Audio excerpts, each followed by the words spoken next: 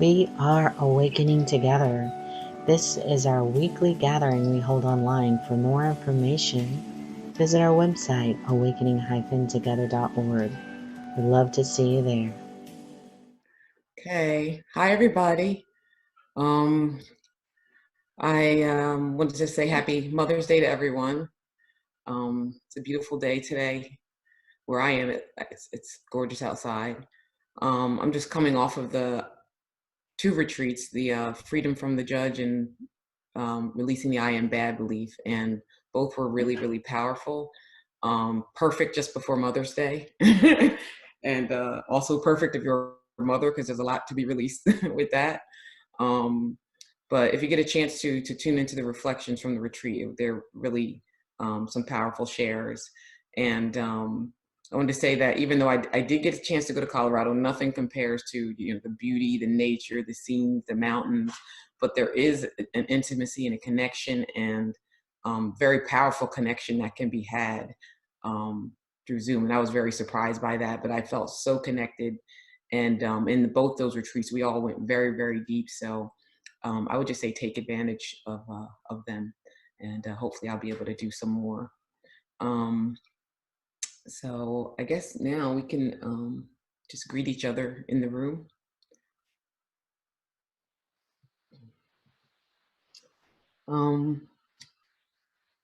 Statement of purpose, core value 5. We accept all forms as temporary appearances, permitted through enduring awareness of self. We live this value by honoring all appearances and all experiences while continually reflecting on changeless truth. Okay. Now I'll read some announcements here.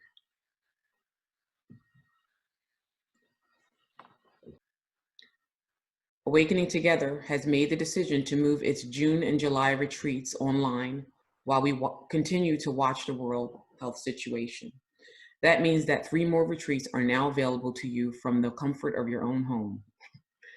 The Loving Consciousness, Loving All retreat in June, and the Releasing the I Am Bad Belief retreat, and the In the World But Not of It, Embodying Truth retreat in July. For more information, visit our website and look under Retreats and Classes and click Retreats at the Retreat House. The retreats that have moved online are clearly marked on that webpage. The Teachings of Inner Ramana MPP course is now open for registration. The Teachings of Inner Ramana came to our founder, Regina Dawn Akers, in 2009 when she said a prayer asking for something to take her to the next step. It teaches 3 tools: surrender, mantra, and self-inquiry, which work together to help break the addiction to the chattering mind. This class is 3 weeks long and will meet on Tuesday afternoons, May 26th through June 9th, from 2 to 4 p.m. Eastern Time. The facilitator for this course is Reverend Carl Lammers. For more information, visit our website, look under Retreats and Classes, and then go to Online Classes. I believe that's it for announcements. So I was just curious, how many of you have seen that video before? You've heard the song before? Wow, okay. I heard it probably by accident last year. And it just had so much symbolism in it. At first I'm like, ooh, this is heavy, But as I started to look to it and through it, I was like, there's a lot of just a lot of wisdom in it. So my homily is partly about some of the symbolism, the lyrics in this song, and I felt there were a lot of parallels with NTI Philippians 1 and 2, which is also what my talk is on. So I'm going to start with just invocation. We can all just close our eyes. Just take a deep breath. Come into this holy space. Opening our hearts to what is to be heard here today, what is to be revealed, what is to be seen.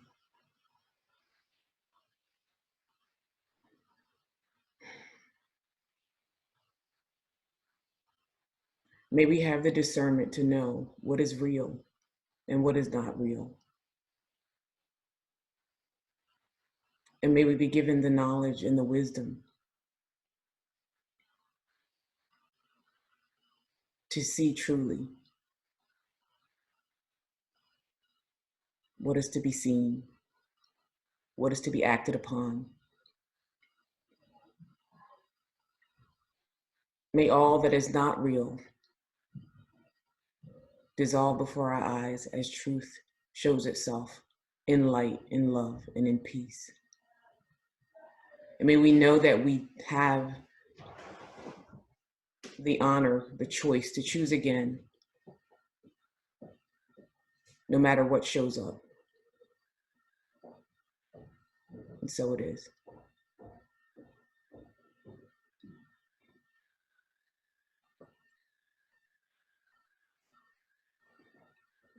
So, Shiryl, we'll be doing the reading on Philippians 1 and 2, NTI. Thanks, Shiryl. Good morning, everyone. Empty your mind now of all you thought was true. Accept the grace and peace of God as your true inheritance. I'll pray for you means I know who you are, and I know who I am, and I know what we are together. I pray for you means I know we are not separate, but connected through God, which is mind and spirit. I pray for you means I recognize our oneness, and I recognize that as I ask for you, I too shall receive. I pray for you is a statement of faith that all you see and sense and experience is not all there is. It is a statement of realization that effect is the result of intent, and intent can be affected by you. There are no chains on mind and spirit. Therefore, there is nothing to fear. Likewise, there are no limits. You have been told that the world is not real, and you are the process of creation that is God. Now it is time to put the two together through practice. I have come to teach you that there are no limits on who you are. It is not the action that is important. It is the motive. Motive determines all things. For motive is purpose, and purpose is everything. You receive according to the motive you put out.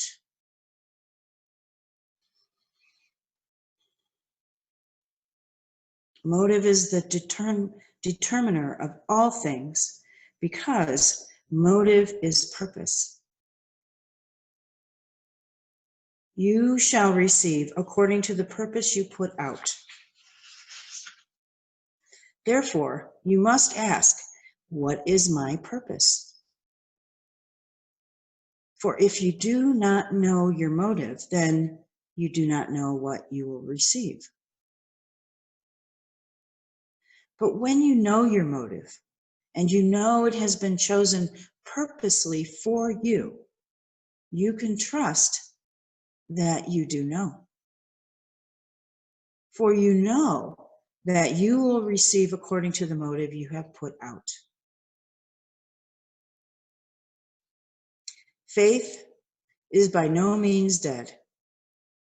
for you put faith in whatever you believe.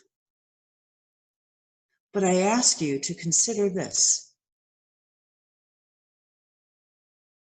Is that which you believe that which you have chosen based upon the foundation of your motive? Do you have a foundation without a building, and a building without a foundation?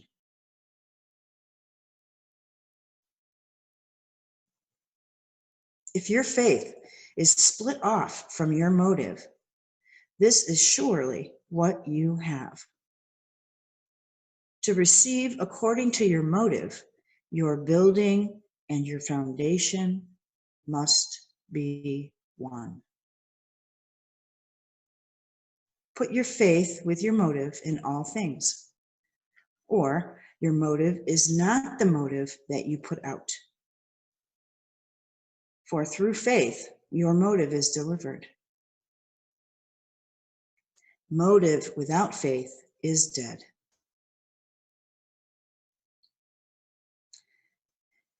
Chapter 2.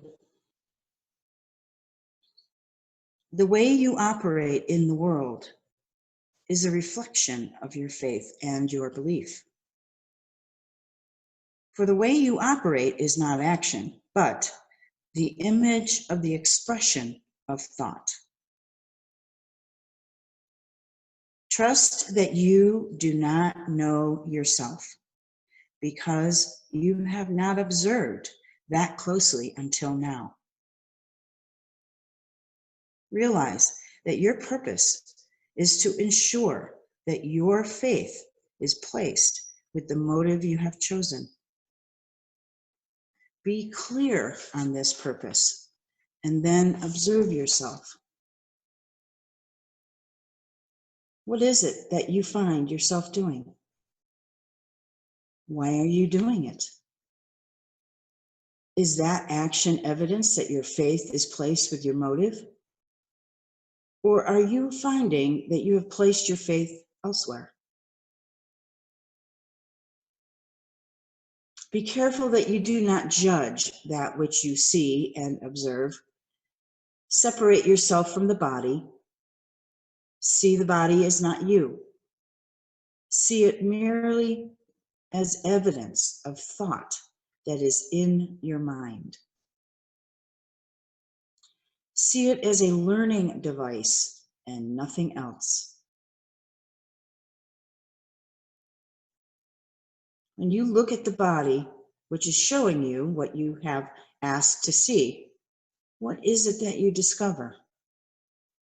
What do you learn about your mind? Realize now who you are as you watch this body and learn from it. Realize that you did not know, and so you lived in ignorance before. But now you do know, and it is your will to correct the ignorance you lived by before. Be grateful for this body and all it is teaching you, for in partnership with this learning device, you will correct the mind. You will bring faith into alignment with motive through your own desire to do so.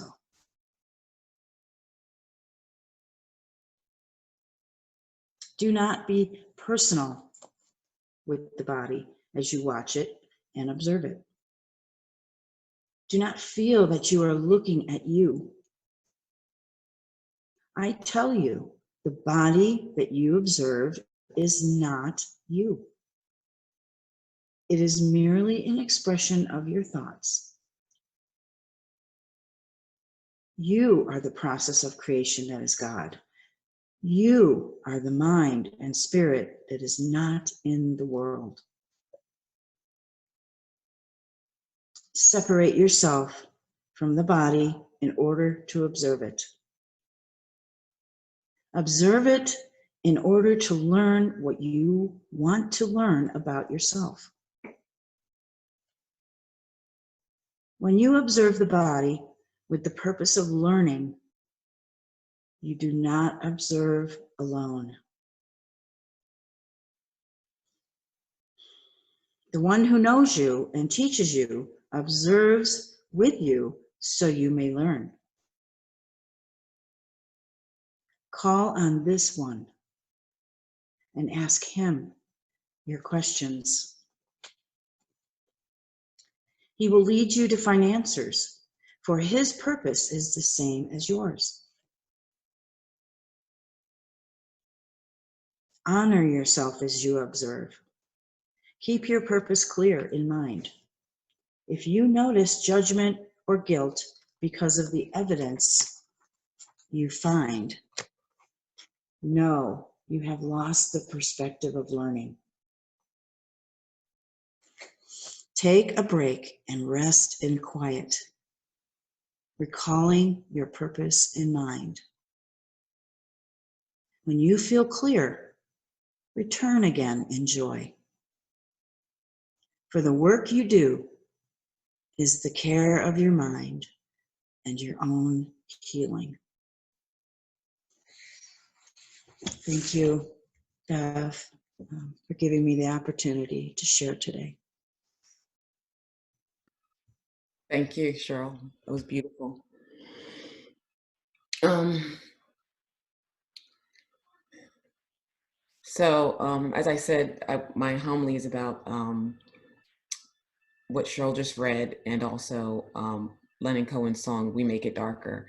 I first heard this song, as I said, about a year ago, just stumbled upon it, was listening to it with my husband. And there's something about the lyrics that just kept pulling me in. And then I realized, I'm like, oh, this is the creative principle. That was why I really took to it. And then when I saw the video, it just gave it even more depth in terms of what the lyrics meant. So there's a sort of almost like an eerie quality to it, but it's also, there's some like holiness or truth in it, undeniable truth in it. And so I'm gonna just start with some of the lyrics in it. The first thing I felt when I heard the song, and he kept, the main line that he kept saying was, "I'm ready, my Lord," and I kept saying, who is this Lord he's talking about? You want it darker, we kill the flame. I'm ready, my Lord. And I realized that, oh, I'm Lord.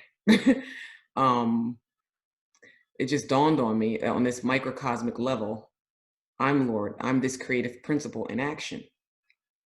I believe in the video they showing Brahma, the Hindu god. I was just looking up the god with the arms. And this is the Hindu god of creation. And so for me, this was saying that this is the universe, if you will, or like I said, the creative principle just responding to my consciousness and the consciousness, the collective consciousness as well. So this realization was really powerful for me. When I looked at how many times in my life that I've created sort of negative miracles, if you will, I can mention a dozen things that you would be like, wow, that's powerful, but it was a miracle in reverse. The creative potential of the mind is infinite, but the vibration of consciousness does matter. And I've thought to myself, like, how could you create so much calamity in such a condensed and concrete way? And I realized that life is just mirroring me. There's no judgment in it. It just is what it is. It reflects the reality of how much I am like God, the I am, how much I am in its likeness, how powerful a creative being I am. How could I be anything else? It's my ignorance that has caused me suffering. In the song, it says, there's a lullaby for suffering and a paradox to blame. And a lullaby, when I think of lullaby, I think of sleep or a song that puts you to sleep. So a lullaby could be denial or suppression. There's a lullaby for suffering and a paradox to blame. And the paradox is that we are the author of this suffering. This is what we must become aware of in order to understand what we are and to choose again. Another line says, I've struggled with some demons. They were middle class and tame, which I thought was kind of tongue in cheek. And, the thoughts that we have, that seem most harmless can be most vicious. And it speaks to how everyone is connected to the whole, which is why the next line, I didn't know I had the permission to murder and maim. It just speaks to everything is happening in this one mind, and that we can't separate ourselves from this co-happening. Whether, it's being deceptive or whether it's a murder, or no matter what it is, it kind of reminds me of the code that we're all contributing to this collective consciousness.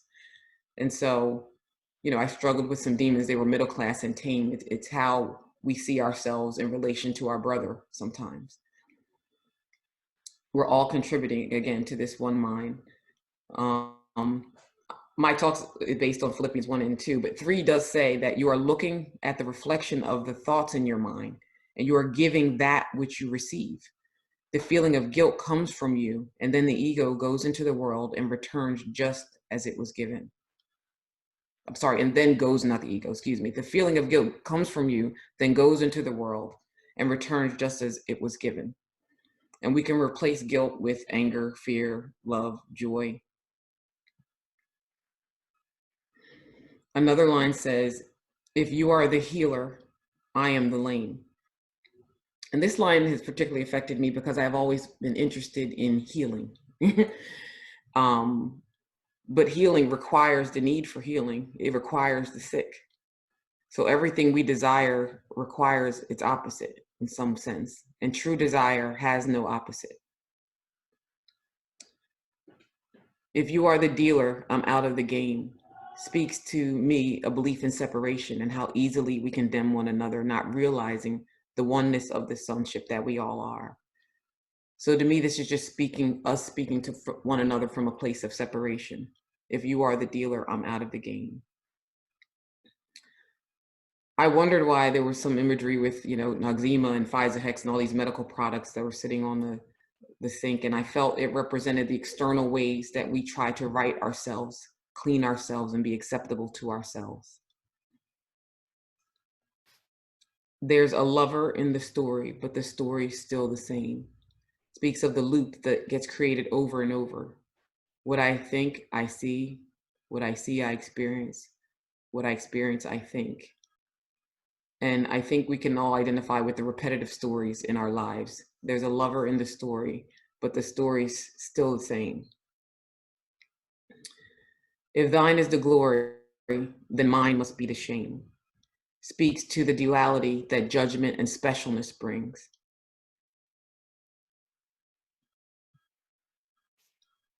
When we elevate someone and make them special, or maybe when we elevate ourselves and make ourselves special. Or make someone less than, even in our own minds. 1,000 candles burning for the love that never came is a repeated line. As if love can come from without, we are still waiting for the truth of fulfillment to come from without, when we've been given everything that we need. It speaks to, I think, our ignorance of what we are. 1,000 candles burning for the love that never came. And a lot of times in religions, there's a lot of rituals and a lot of seeing God as out there. And so there's this sort of never-ending, vigil for a return of something that never left. I'm sure that there are many interpretations for this song. If you watch the video again, I'm sure you'll get something out of it and see some things. Who knows what was meant when it was written? I found it very holy and significant. Leonard Cohen, who wrote Hallelujah, I wrote this song, I think, not long before he died. And what this song screams to me is that everything is happening in me, in this selfdom, so to speak. And I'm ready, my Lord, means that we can look again, we can choose again, and we can make it lighter. It doesn't have to look like that. For when they say, you want it darker, we kill the flame, who is we? It's this, all of us, this collective consciousness.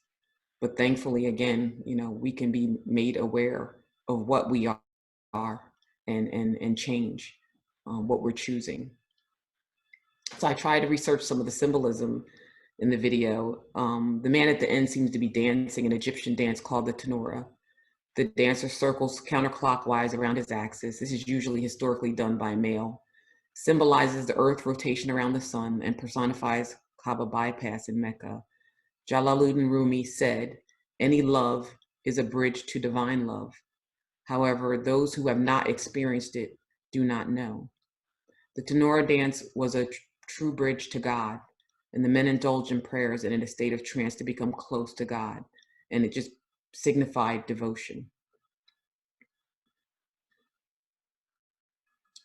On another note, I wondered in this video why he kept showing himself in a grocery store, and for me, it just represented the power of choice and free will, and the power to choose again. What will we give attention to, and where will we cast our attention now that we know the power of this divine mind that we possess? So I found this to be just a beautiful representation of the power of misunderstanding of what we are, but also implies our true nature, if the ego is surrendered. Hineni, which is the chant that you heard during the video, means I am here. It also is a prayer for the ability to pray. So I guess I felt this song was pertinent because it reflects the power of prayer. Prayer is thought, or whatever it is that we are giving our attention to. So this homily is about praying with purpose. NTI Philippians starts off, empty your mind now of all that you thought was true. Accept the grace and peace of God as your true inheritance. I pray for you means I know who you are, and I know who I am, and I know what we are together.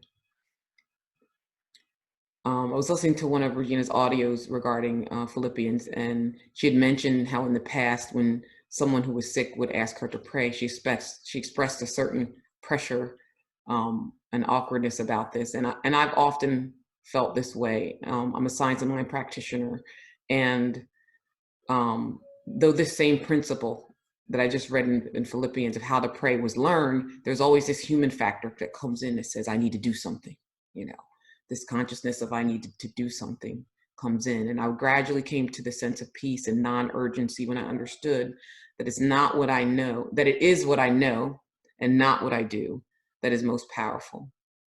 How can I abide in the absolute truth of what I am and know that my brother, my daughters, my husband, my neighbor, the stranger is that same absolute truth? I'm praying in this one mind, which we all are. This prayer does not require a story. It only requires that I know that the truth is true. Effect is the result of intent, which is affected by all. The world is not real, and you are the process of creation that is God. Antioch says, put the two together through practice. There are no limits on who you are.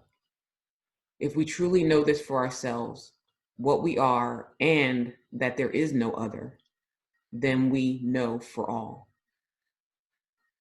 As the personality, I know nothing. I cannot possibly know what healing looks like for another. I also happen to do energy work, and I wondered why, when I do long distance energy healing, why it seems so much more powerful. And the reason was I was removed from the phenomenon and completely connected to truth rather than form. The first thing I would realize is that I have to drop the story or the condition when knowing the truth for the individual. We receive according to the motive or purpose that we put out. What is our purpose? Is our purpose to be released from suffering or discomfort for ourselves or for another? Is it peace, freedom, joy? This question is important. Where is my attention? Is it on the condition, the appearance, the illusion? Where am I casting my attention when prayer is requested? If I do not know my motive or purpose, then I do not know what I will receive. But NTI says that when you do know your motive and you know it has been chosen purposefully by you, you can trust that you do know. Desperation creates more desperation. Fear creates more fear. Fixing creates more to fix. But when the motive is coming from the source of what you are, you have no doubt. So as I was putting this homily together during the week, something interesting happened. I was sucked into this story about this family. I was looking for a movie with my husband to watch, and I came across this movie about a haunting. And I'm not usually into horror movies per se, but this movie was based on a true story, and its characters are still living. Happened in 1977. And it was the Enfield haunting that took place in London in 1977. What was particularly interesting about it was that it was witnessed by 30 people, reporters, the BBC, there were physicists, paranormal specialists, regular folks, everybody saw things flying, and it was not just a special event for the family, it was a show. So there was all this proof, this footage. And I watched a 20-minute documentary. And, there were people who were sort of very intellectual coming in, asking questions. There was the physicist was there asking the children, have you ever seen objects move across the room, by themselves? And as he asked the question, a book flies across the room and hits him in the head. So I had to pause and laugh for a good couple minutes before I could watch the rest. But there were all these important people who were witnessing this. And he was like, okay, I'm good. And I don't think he ever came back. A divorced woman and 4 children moved into this house and were absolutely terrified and traumatized by the happenings that occurred. We're talking furniture moving, levitation of one of the children, entities speaking through the children, verifying the death in the house that was later confirmed. I mean, it had all the juicy makings of a horror show, and most of it witnessed by outsiders. So my ego was pretty impressed by this. There was a paranormal investigator who sort of held the hands of the family through this entire phenomenon, and they felt grounded by him. So as extraordinary as this story seemed, I had this aha moment. The events lasted about a year. And so when do you think the phenomenon ended? I'm not sure if he instructed them or if they came up with this on their own, but the family decided that they would deliberately ignore the happenings. A chair would fly across the floor, a drawer would spontaneously open, and the children and the mom would pay it no mind, no attention. They went on with their business as usual, a deliberate attempt to reclaim their lives. As they began to reclaim their power in this way, the phenomenon stopped as suddenly as it began. They stopped casting their attention on the phenomenon, and the phenomenon was no more. What I got from this was that all appearances are phenomena, and they possess all the power that we give them through our believing attention. We have witnesses to the horror shows in our own lives that would seem to validate what we believe. We also have witnesses who can sympathize with us and help solidify our illusion. We can become victims to our phenomenon and despair in what seems to be a never-ending saga. Where am I casting my attention when something unwanted shows up? Faith is not dead, NTI says. It is that which you believe, that which you have chosen based upon the foundation of your motive. Do you have a foundation without a building, and a building without a foundation? Your foundation is your purpose. What is your purpose? Your belief and your purpose must be one. It can be no other way. What is your motive based on? Is what I am building based on my purpose?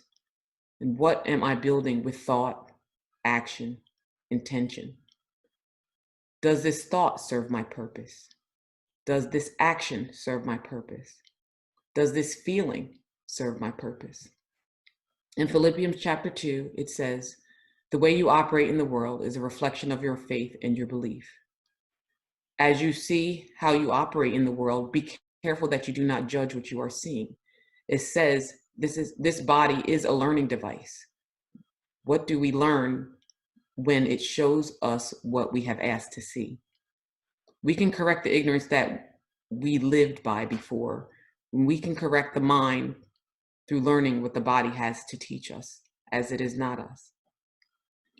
I may say that I want to accept all things, and yet if I cannot when it comes to my children, my husband, my coworker, my president, what is my purpose?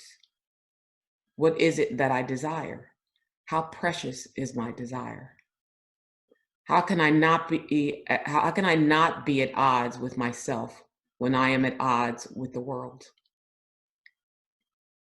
Regina says we are not the person, we are this process of creation that is God. The body is an expression of our thought. If we can step back and see this, then we can see how guilt has no place in this observation. Guilt or judgment prevents the correction. Guilt has a blinding and paralyzing force that makes correction impossible. Guilt almost feels like a distraction when viewed from afar. When we observe the body, this is where we need to be. As NTI says, we are not to be personal with the body as we observe it. You cannot be in two places at once. You must be the observer. Once judgment or guilt comes in, if need be, then rest, accept, and trust to regain focus on your purpose. I must remember why I am looking at the body. It is for my learning. It has the purpose that I have given it. When guilt and judgment come up, let it be a confirmation that I am moving in the right direction. Let it be evidence that the healing is happening. Let it wake up the remembrance of what you are. The more vicious it seems, the more freedom it obscures. It is hiding my divinity from me. We do not observe the body alone. A divine symbol can assist you as you observe, whatever that may be for you. As we observe with the divine, it becomes more apparent that we are more like that which looks with us than the body that we have come to know as ourselves. Grace shows us who we are. Rest, accept, and trust when the wrong mind takes over in judgment and guilt. I know this place well. I can no longer be surprised by this interference, for the feeling is so familiar. I have come to the realization that my true desire or purpose is to see truly. I have a desire to renew my devotion to the self. I want to let go of all stories. All stories are about the past, although I have allowed them to be in my present. I want to recommit to my purpose and let go of all perceived pain. I would like to let go of the phenomenon that it has reinvented itself in various ways in my life. I want to refocus my attention on truth. As we contemplate, I chose a song that is a love song about redemption and forgiveness. Redemption, when I looked it up in its present tense, to redeem, it means to release from blame. As we release ourselves from blame, a rededication to the self and a release from the world is possible. And our contribution to this one mind can look different. As the world attempts to fill up on our attention, we have the freedom to redirect our devotion within. This is also a favorite art piece of my husband's that he created. That's the background of the song.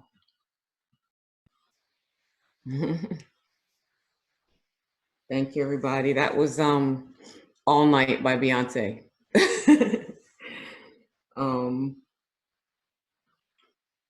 see here. So anybody want to share? Just open up the room for sharing.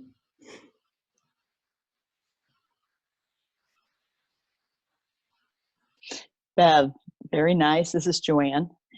I don't really have anything to say except that it was beautiful. You always interpret things differently than me. I mean, your spirit is different than mine, so it speaks different. I love the way you did Leonard Cohen's song, and how you brought something out of every part.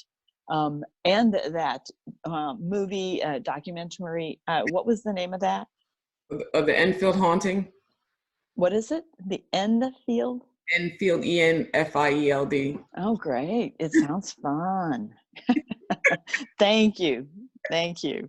That's all I had to say. No questions. Just wanted to tell you I loved it. Thank you.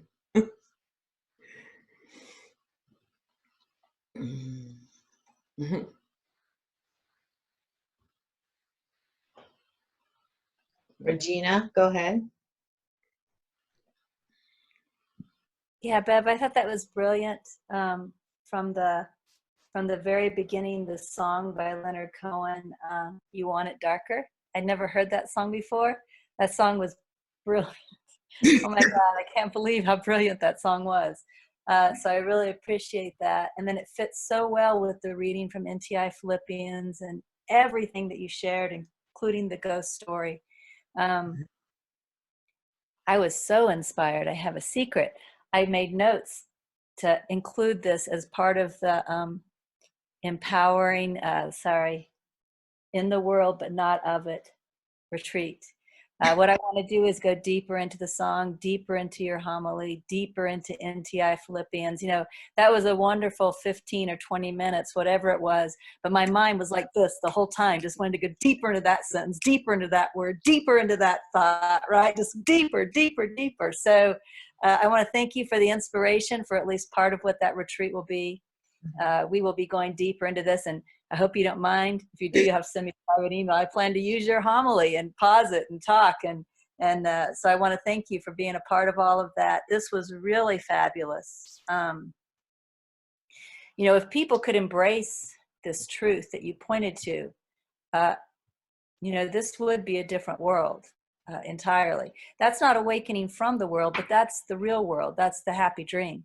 Right. And lots of people tell me sometimes, because I talk a lot about what awakening to the absolute, and I'll get comments from people, I don't really want to awaken to the absolute. I just want the happy dream. Well, here we go. This is how you get the happy dream. You pay attention only to the right mind and you ignore the wrong mind.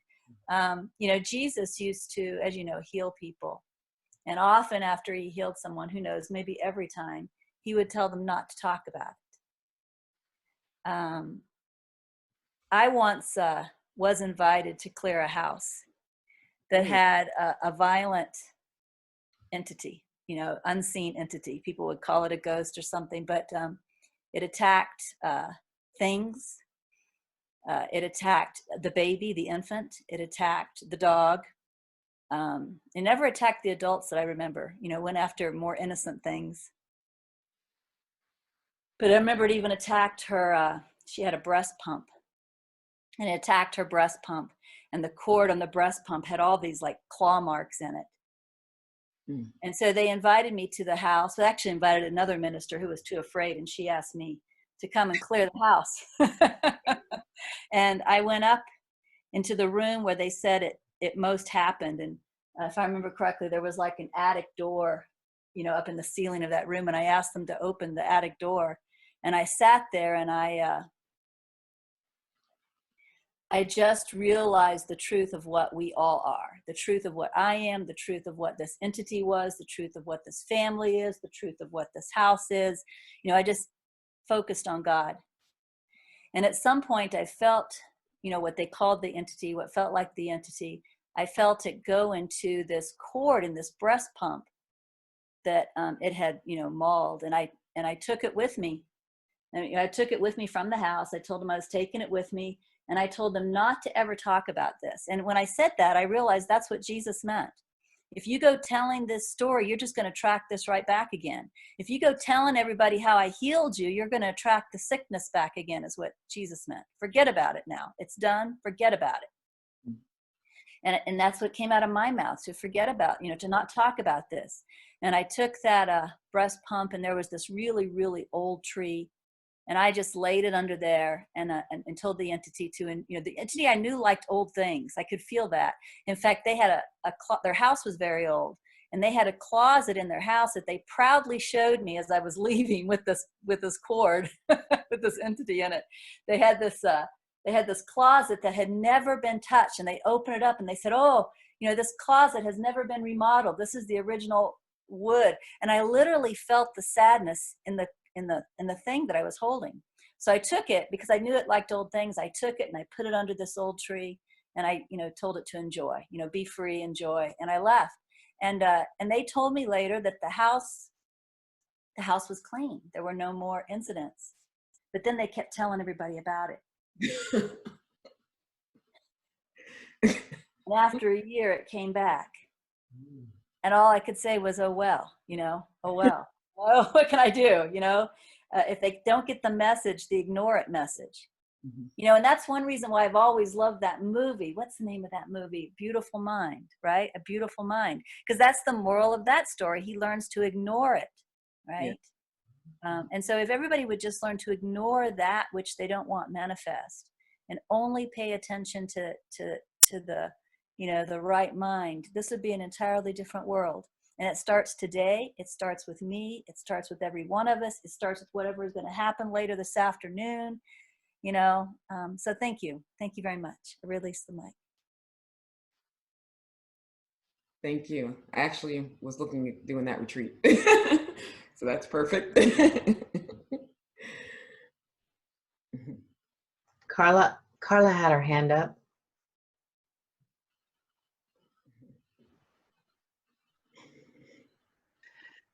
Thank you. I was being really powerfully attacked by ego. I'm really grateful for your share.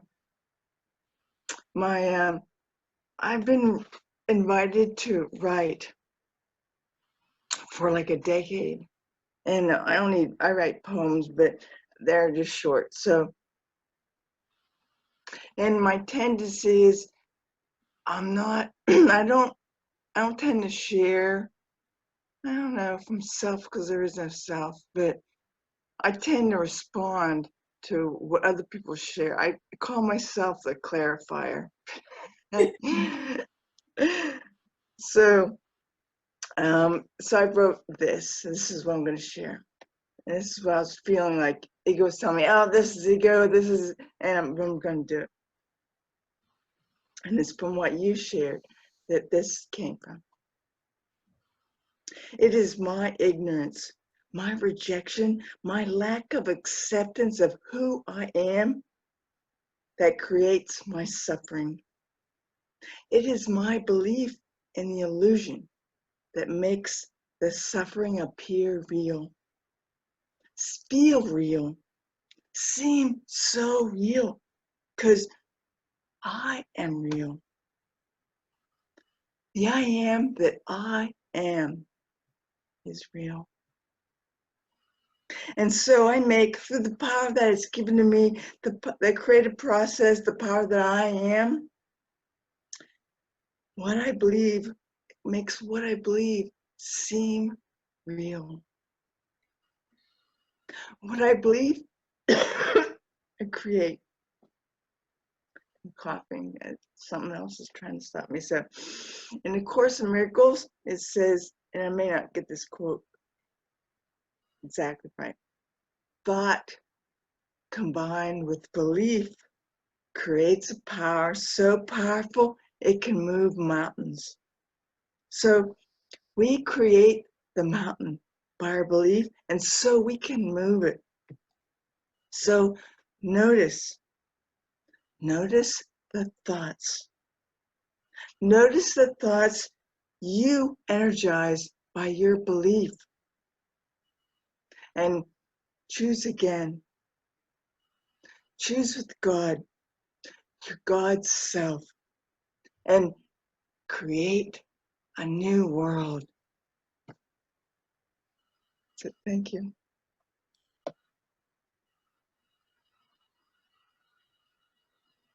Thank you very much. Very inspiring. Thank you.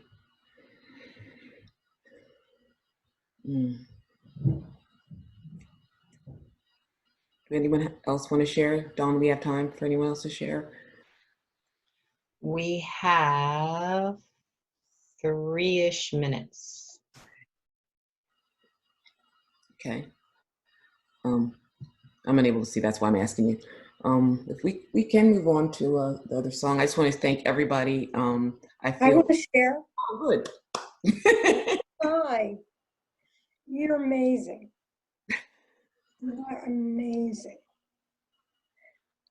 It was such an honor to be with you the week of that retreat. And the way you interpreted everything today hit me right in my heart. The way you, as Regina felt, is the same way I feel, to go deeper into what you were saying. You know that you sent me that, I asked for your guidance thing that you had gotten because it was so clear. And I had looked at that.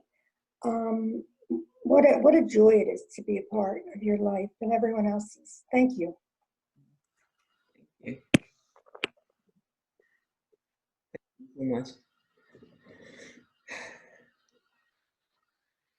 And I always enjoy when Sharon shares. She's just so open and beautiful.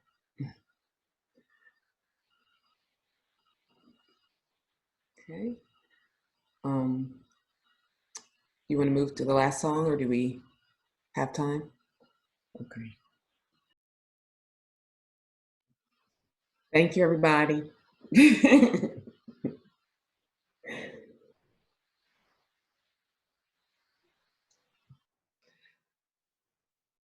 Thank you for watching.